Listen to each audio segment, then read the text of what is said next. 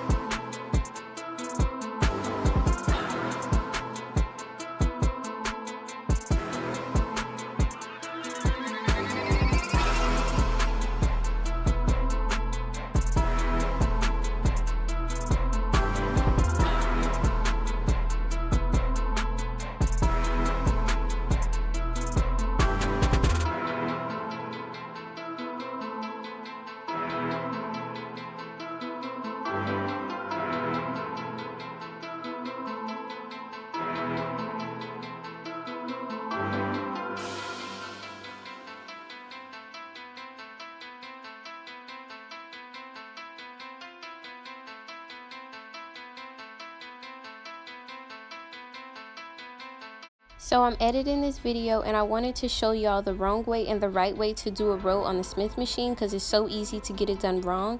You want to make your chest parallel to the ground and then arch your back and pull the bar up to your belly button.